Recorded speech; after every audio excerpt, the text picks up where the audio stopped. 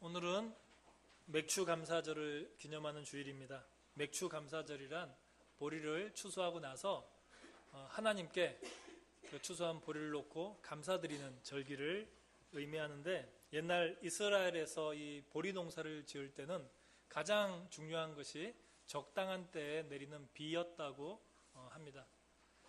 요즘 들어 우리나라도 굉장히 비가 안 와서 가물었습니다. 그래서 많은 농부님들이 고생을 많이 하셨는데, 마침 오늘 이제 이렇게 많은 비가 와서 조금은 이제 나아지게 되었습니다. 근데 제가 지난주에 TV 인터뷰를 보니까 어떤 그 농사 짓는 분이 나오셔가지고, 자기가 농사 지은 지 수십 년 됐는데 올해처럼 비가 안 와가지고 모내기를 하지 못한 적은 처음이었다고 그렇게 말씀하시는 것을 들었습니다. 이처럼 농사에서 이 비가 차지하는 비중은 매우 높은데요. 옛날 이스라엘에서 이 보리 농사를 지을 때 보리 씨앗을 파종하기 전에 비가 충분히 와서 이 토양을 흠뻑 적셔주는 것이 굉장히 중요합니다. 그리고 보리가 다 자라고 난 후에 추수를 해야 되는데, 이 추수를 하고 난 이후에 비가 와야지, 추수를 하기 직전에 이 비가 오게 되면 이 이삭에 곰팡이가 끼고 병이 돌아서 또 한 해 농사를 다 망치게 된다고 합니다.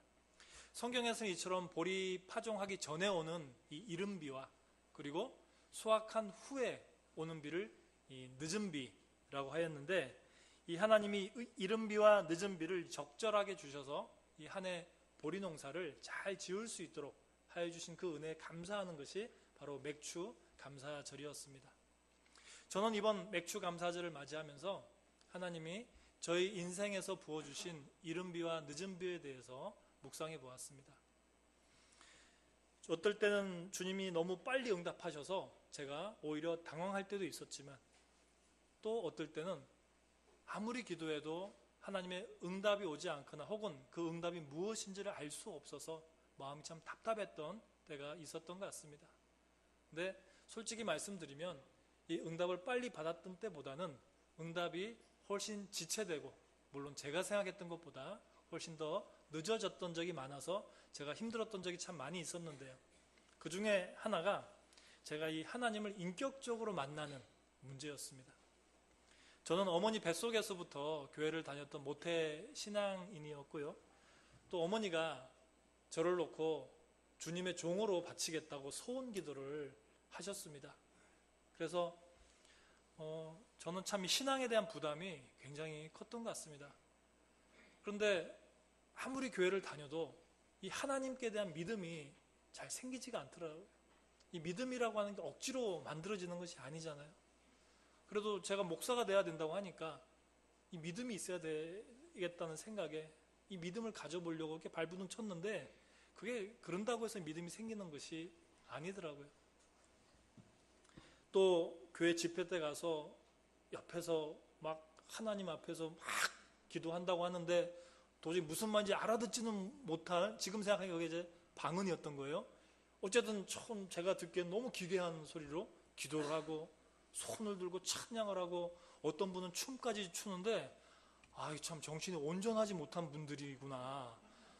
이런 분들하고 내가 목사를 하나, 또 내가 이분들을 어떻게 지도를 하나 하는 생각에 참 세상 말로 미치고 펄짝 뛸 것 같았던 그런 시절을 제가 학창 시절에 보냈습니다. 30대 중반이 넘도록 저는 교회 출석만 했지 정말 하나님을 알지 못했습니다. 그런데 제가 30대 후반이 되자 하나님의 정한 시간이 되었고, 하나님은 저를 폭풍우처럼 만나주셨습니다. 그래서 결국 하나님의 손에 붙들려서 이 40이 가까운 나이에 신학 공부를 하고, 그리고 이제 늦가기 목사가 되어가지고 이렇게 여러분 앞에 이렇게 서 있습니다. 저는 오늘 맥추 감사주일에 제게 가장 감사한 것이 무엇이냐라고 물으신다면, 40이 다 된 나이에 저를 만나주시고 저를 하나님의 종으로 세워주신 하나님의 은혜가 가장 감사하다고 서슴없이 여러분에게 말씀드릴 수 있습니다. 아마 이 자리에 계신 분들 중에도 혹시 아직 하나님을 만나지 못하고 억지로 이 자리에 앉아 계신 분들이 있을지도 모르겠습니다. 저는 그분들에게 분명하게 말씀드릴 수 있습니다. 이제 곧 여러분들을 위해 예비된, 계획된 하나님의 시간이 이를 것입니다.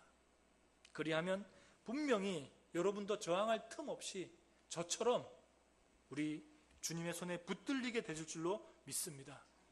그리고 언젠가는 이렇게 고백하실 것입니다.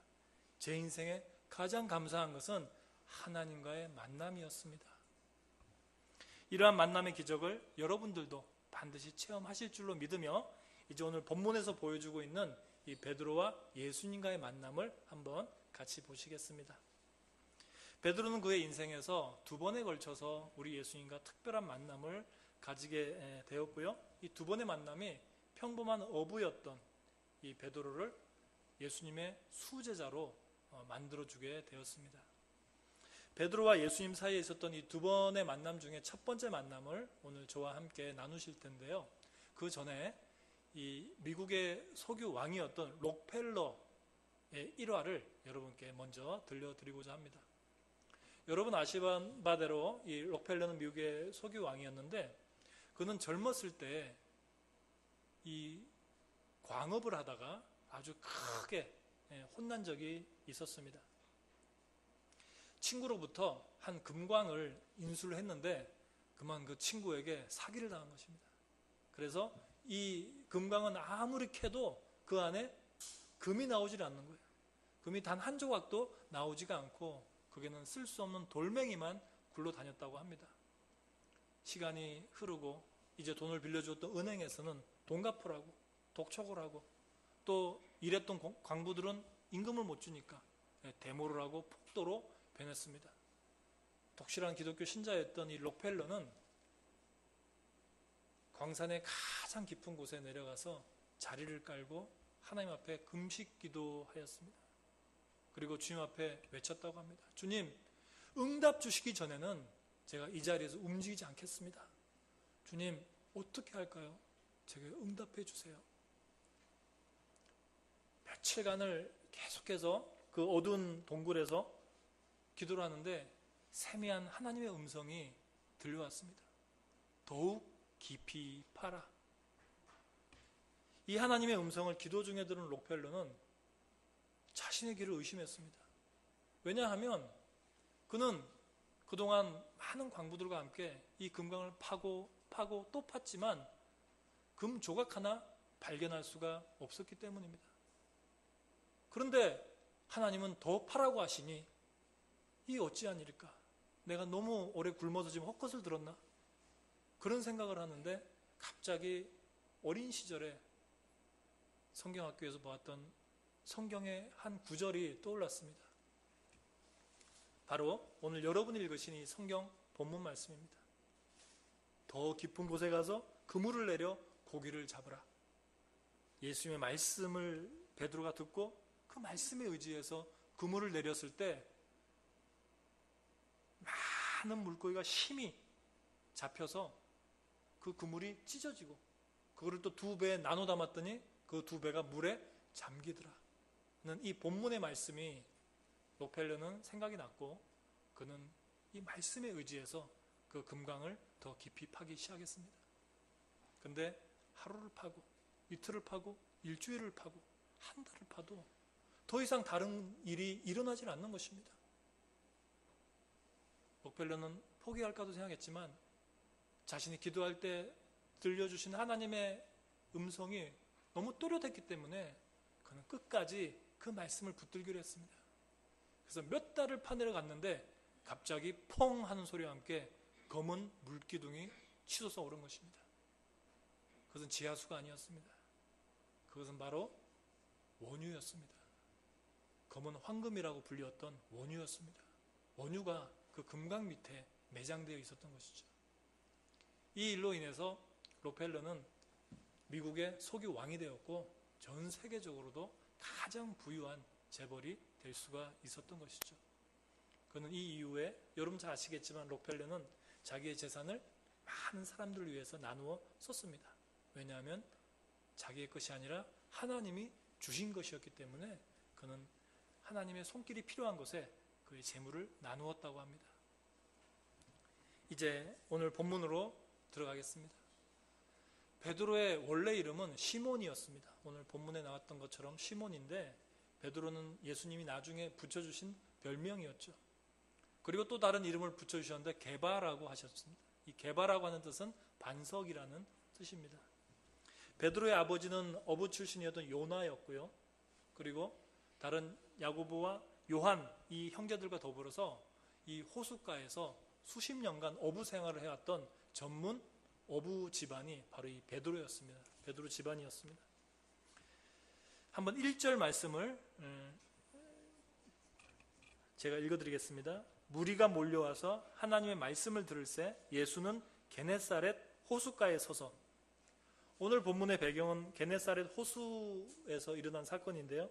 이 호수는 본문에서처럼 게네사렛 호수라고 부르기도 하지만 우리에게는 갈릴리 호수로 더 익숙한 곳입니다.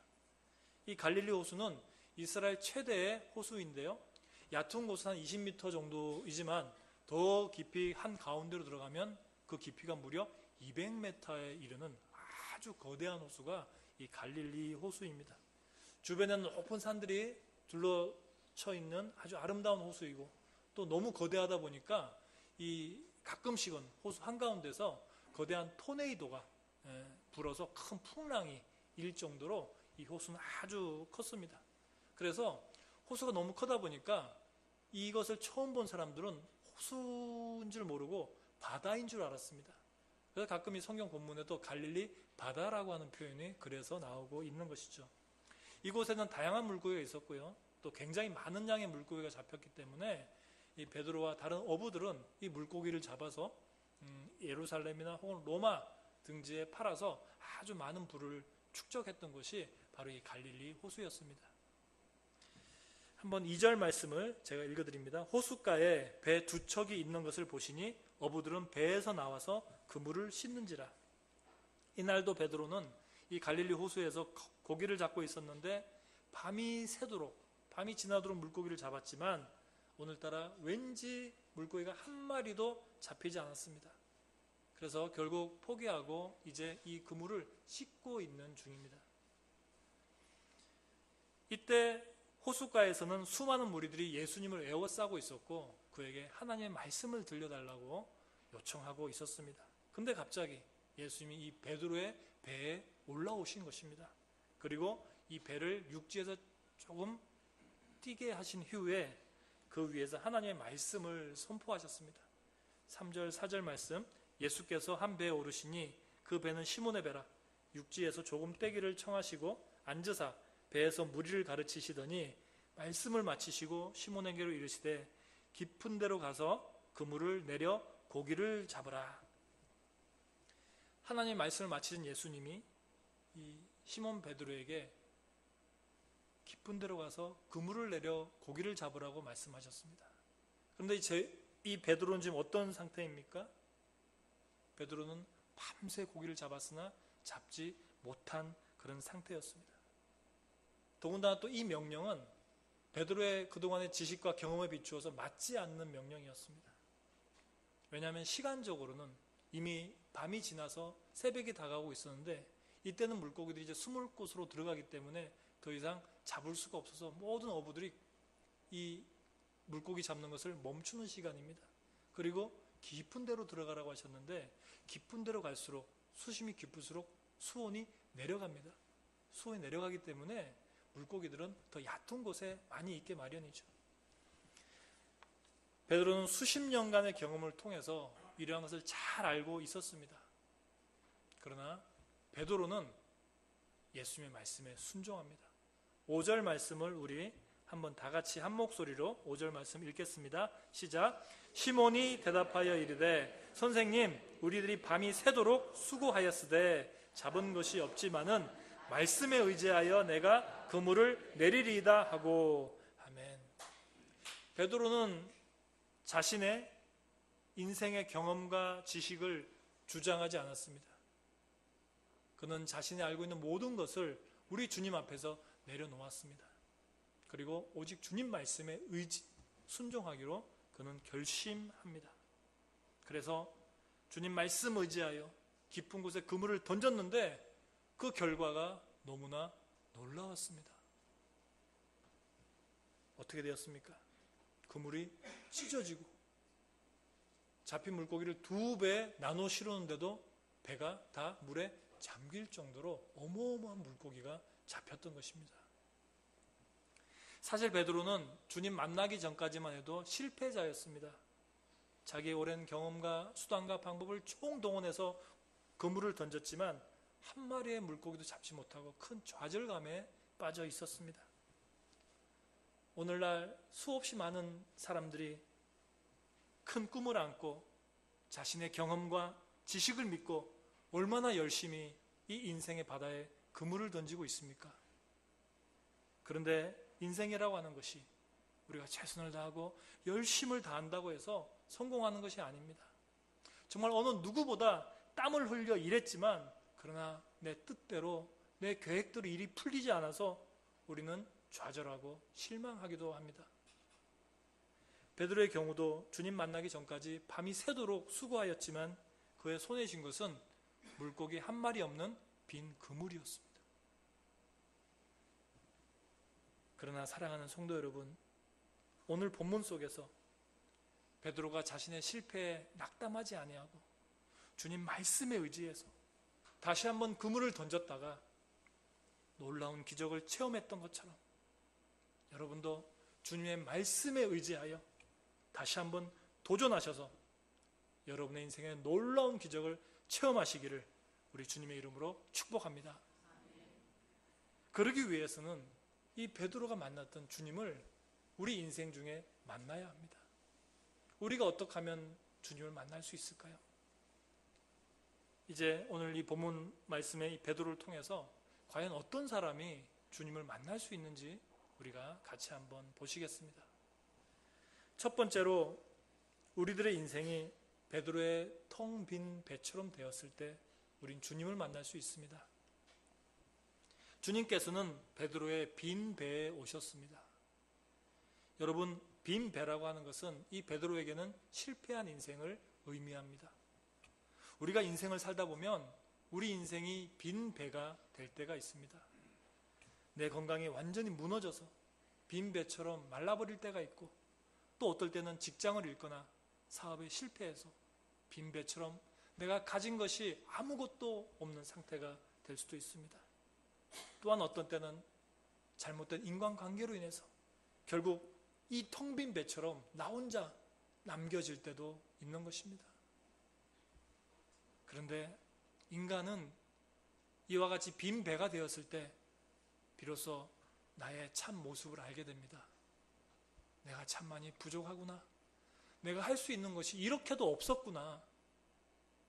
내가 나를 위해서 나 스스로 해줄 수 있는 것이 이렇게도 없구나 하는 사실을 우리는 빈 배가 되었을 때 비로소 깨닫게 되고 이제 우리의 인생, 우리의 모든 것을 주관하시는 우리 하나님께 맡길 수 있는 그러한 때에 우리가 이르게 되는 것입니다.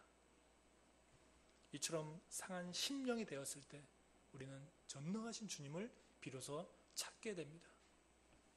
이때가 바로 여러분이 우리 주님을 만날 수 있는 절호의 기회입니다. 오늘 이 자리에 빈 배처럼 모든 것을 잃어버리고 메말라버린 인생을 경험하고 계신 분들이 계십니까? 그렇다면 기대하십시오. 바로 이때 주님께서 여러분들을 찾아오실 것입니다. 이 세상에 의지할 것이 다 사라지고 오직 주님밖에는 내가 의지할 분이 안 계실 때 그때 비로소 여러분을 찾아오시는 우리 예수님과의 첫 만남을 여러분은 기대하실 수 있는 것입니다. 이제 두 번째로 나의 가장 귀중한 것을 주님께 내어드릴 수 있을 때 그때 우리는 주님과의 깊은 만남을 가질 수 있습니다. 오늘 베드로는 자신의 배를 주님께 내어드렸습니다. 어부에게 가장 중요한 것이 무엇이겠습니까? 어부에게 가장 중요한 재산 목록 1호는 바로 이 배입니다. 하나님은 지금도 여러분들의 가장 소중한 것을 도구로 쓰고 싶어 하십니다. 하나님께서는 여러분의 시간을 원하시고 여러분의 건강을 쓰기 원하시고 또 여러분의 마음을 쓰기 원하시는데 바로 그때 우리는 하나님께 기쁜 마음으로 우리의 가장 귀한 그것을 내어드릴 수 있어야 합니다. 하나님이 우리에게 요청하시는 그 귀중한 것을 그것을 나의 것이라고 주장하지 않고 우리 주님의 손에 내어드릴 때 그때 우리는 주님을 만날 수 있습니다. 참 감사한 것은 어차피 우리가 가진 것은 저 하나님의 것입니다. 그래서 어차피 하나님의 것인데 하나님의 것을 우리 주님이 쓰시고 나서 그 다음 일은 난 모르겠다 라고 말씀하셔도 저희가 아무런 할 말이 없습니다. 왜요? 저희는 이 땅에 아무것도 안 가지고 왔기 때문이죠. 다 우리 주님이 주신 것이기 때문에 우리 주님 사용하신다는데 저희가 더 이상 무엇을 바라겠습니까? 그런데 우리 하나님은 그렇게 하지 않으십니다. 우리가 하나님께 봉사하고 헌신하면 그 모든 것들은 다시 하나님께 되돌려 받을 수 있는 축복으로 변함을 여러분 믿으시기 바랍니다. 물론 우리가 그것을 바라고 하나님께 드려서는 안 될 것입니다. 그러나 하나님은 반드시 갚아주시고 또 쓰신 만큼만 주시는 것이 아니라 오늘 베드로에게 주셨던 그 그물이 찢어지고 두 배가 잠길 만큼의 축복을 여러분에게 돌려주심을 여러분 믿으시기 바랍니다. 우리 다 같이 고린도후서 9장 6절에서 7절 말씀을 한번 한 목소리로 같이 읽으시겠습니다. 시작. 이것이 곧 적게 심는 자는 적게 거두고 많이 심는 자는 많이 거둔다 하는 말이로다. 각각 그 마음에 정한 대로 할 것이요 인색함으로나 억지로 하지 말지니 하나님은 즐겨내는 자를 사랑하시느니라. 아멘. 그 당시 베드로의 상황을 한번 생각해 보십시오. 실패한 밤입니다. 밤새도록 그물을 던졌는데 물고기 한 마리 잡히지 않습니다. 날은 이미 밝아오고 있고 힘은 쭉 빠지고 아무 성과도 없는, 그래서 기분 좋을 것이 하나도 없습니다. 그런데 베드로가 기분 좋지 않은 바로 이때 예수님께서 오셔서 그 배를 좀 빌려달라고 하십니다. 여러분 같으면 어떻겠습니까? 약이 오를 겁니다. 아니 이 사람이 지금 내가 밤새 일하고 지금 아무것도 잡지 못해서 지금 화가 나 죽겠는데 내 배를 빌려달라니, 이렇게 성질을 낼 수도 있었을 텐데 베드로는 주님께서 쓰시겠다 하실 때 기쁜 마음으로 그의 배를 내어드렸습니다. 사랑하는 성도 여러분, 우리 하나님이 여러분의 것을 좀 마음 놓고 쓸 수 있도록 기쁜 마음으로 내어드리십시오. 힘들고 어려울 때에도 네 하나님 알겠습니다. 이거 다 주님 것 아닙니까? 주님 쓰십시오. 이렇게 기분 좋게 내어드리십시오. 주님이 여러분께 다시 되돌려 주실 때는 얼마만큼 주신다고요? 두 척의 배가 잠길 만큼 돌려줄 줄로 믿으시기 바랍니다. 이것이 하나님의 약속입니다. 이제 세 번째로 주님 만나기 위해서는 이 세상에서 조금 떨어져야 합니다. 주님은 베드로에게 배를 육지에서 조금 띄우라고 청하셨습니다. 여기에 영적인 의미가 있습니다. 예수님이 타신 배는 바로 우리 인생에 동행하시는 주님을 의미합니다. 그리고 저 육지는 바로 세상을 의미하시는 것입니다. 우리 주님은 주님 모신 우리의 인생이 이 세상에서 조금 구별되기를 원하십니다. 이것의 의미는 우리들이 그리스도인으로서 이 땅을 살아갈 때 이 세상의 사람들과는 그 삶의 모습이 조금 달라야 함을 이야기하고 있습니다. 세상 사람들이 모두가 다 자기의 유익만을 위해서 이리저리 분주하게 뛰어다닐 때 우리 그리스도인들은 나의 유익이 아니라 이웃의 유익을 위해서 또 우리 하나님의 유익을 위해서 열심히 나의 몸과 나의 지혜와 또 내 가진 모든 것을 사용할 수 있어야 합니다. 세상에 이런 말이 있죠. 저도 지금 제 아들이 고3인데요. 공부하지 않는 자녀들에게 이렇게 얘기합니다. 제발 공부 좀 해라. 공부해서 남 주냐? 이 말은 세상 사람들이 듣기에는 너무 당연합니다. 세상 사람들은 공부해서 절대로 남 안 줍니다. 다 내가 가져야죠. 내가 노력한 거니까. 그러나 우리 그리스도인들은 우리 자녀들에게 이렇게 말할 수 있어야 합니다. 공부해서 남 줘라. 다 줘라. 하나님이 우리에게 주신 재능을 나만을 위해 사용하지 않고 이웃을 위해, 하나님을 위해 나의 재능을 사용하는 것이 바로 그 재능을 주신 하나님의 뜻이기 때문에 그렇습니다. 이처럼 우리 그리스도인들은 이 세상과는 조금 달라야 합니다. 생각이 다르고 인생의 목적이 다르고 가치관이 달라야 합니다.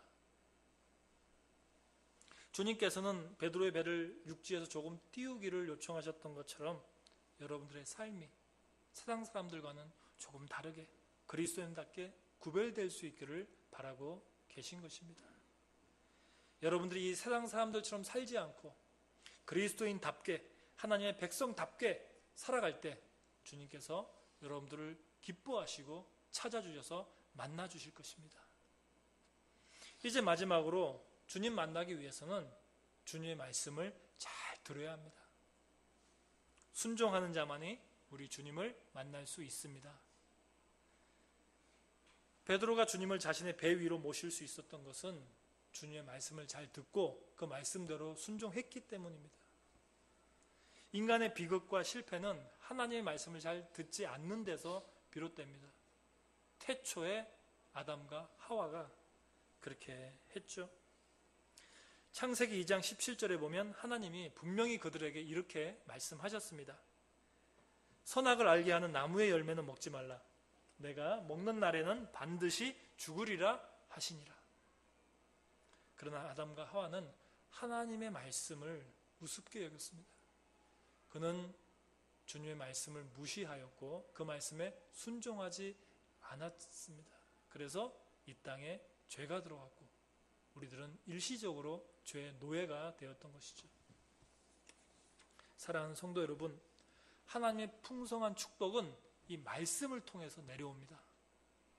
하나님 말씀은 좌우 날선 검과 같이 예리하여서 우리의 심령과 골수와 관절을 찔러서 쪼갠다고 하셨습니다.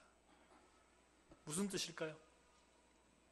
우리가 살아있는 하나님의 말씀을 잘 순종하면 그 말씀의 능력이 바로 우리의 잘못된 생각과 가치관을 바로 잡아주시고 옳게 변화시켜 주신다는 하나님의 약속인 것입니다. 베드로는 주님의 말씀을 잘 들었고 또 그 말씀대로 그대로 순종했습니다. 내가 말씀에 의지하여 그물을 내리리다. 이것이 바로 베드로가 받았던 그 축복의 비결이었습니다. 이날 베드로는 여러 가지 핑계를 댈 수 있었습니다. 주님, 제가 밤새 했어요. 다 해봤다니까는요. 주님보단 제가 더 전문가예요. 너무나 많은 핑계거리들이 있었습니다. 그러나 베드로는 핑계하지 않았습니다. 주님 말씀 앞에 그대로 순종하였고 그의 배를 주님 앞에 내어드렸던 것이죠. 그랬을 때 그는 지난 수십 년의 세월 동안 한 번도 잡아보지 못했던 엄청난 양의 물고기를 잡을 수가 있었습니다. 이제 말씀을 정리합니다. 사랑하는 성도 여러분, 지난 세월 동안 여러분의 인생을 채우기 위하여 얼마나 노력하셨습니까? 그러나 이제 텅 비어있는 여러분의 인생이 빈 배처럼 앞에 놓여있지 않습니까? 그렇다면 이제 여러분의 그 빈 배에 우리 주님을 초대하시기 바랍니다. 오랜 세월 동안 망가지고 텅 비어버린 여러분의 그 인생을 바라보면서 낙심하지 마시고 그 빈 배를 다시 가득 채워줄 수 있는 우리 주님을 다시 초청하시고 부르시기 바랍니다. 그것이 바로 우리의 인생이 새로워질 수 있는 우리의 마지막 기회가 될 것입니다. 그동안 붙들고 살았던 나의 생각과 경험과 지식들을 이제 다 내려놓고 오직 주님 말씀에 의지하여 여러분의 인생을 한번 살아보십시오. 그리할 때 그동안 한 번도 경험하지 못했던 이 주님의 놀라운 복이 여러분과 여러분 가족과 일터와 그리고 저 이웃들 위해 임하시기를 우리의 복의 근원이신 예수 그리스도 이름으로 축원합니다.